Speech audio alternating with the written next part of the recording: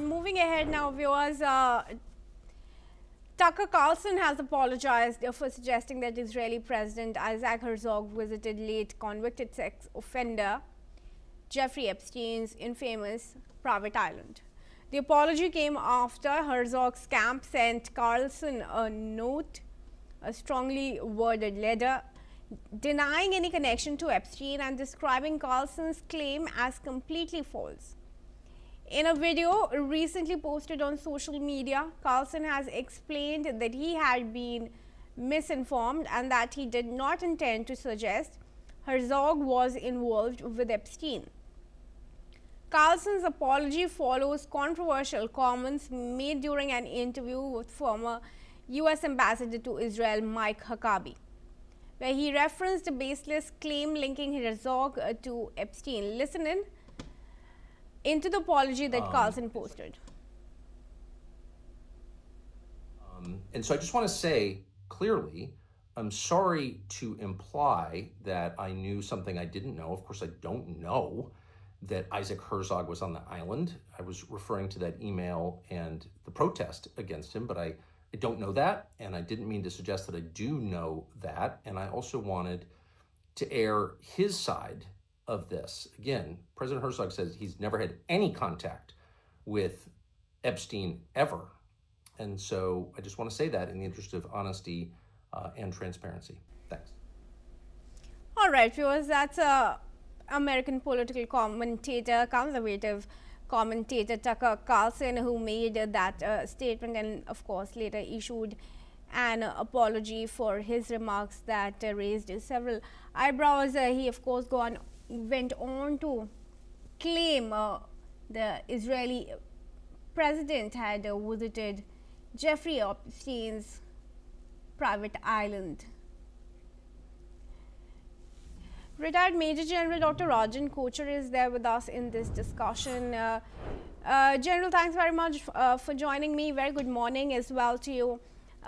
This statement, of course, was made and an apology also came later. But is there any chance there could be any truth to it?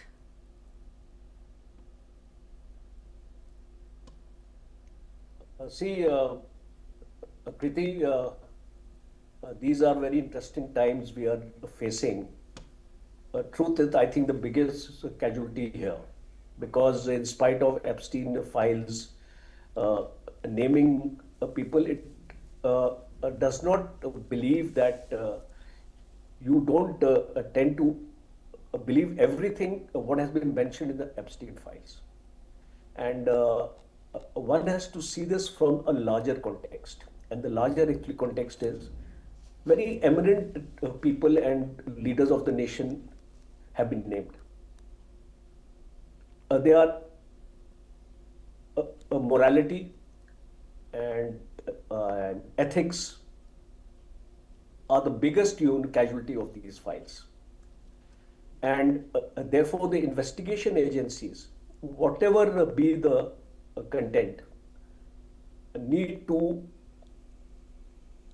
ensure the veracity of these documents which have been released in the Epstein files, because I'll tell you why. A number of times it can be a witch hunting also.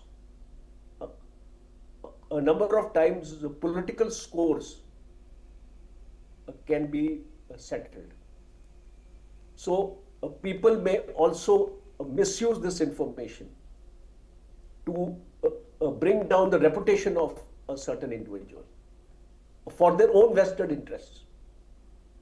So the larger context, we can discuss a case A and a case B or a case C. A case A, B, C is not important. But the larger issue here is that you are targeting the integrity, loyalty, morality, honesty of a particular individual through a transcript. And unfortunately, in this era of social media, things get viral very, very fast. And when this information actually leaks out, one doesn't know whether it is a fact or it is a fiction.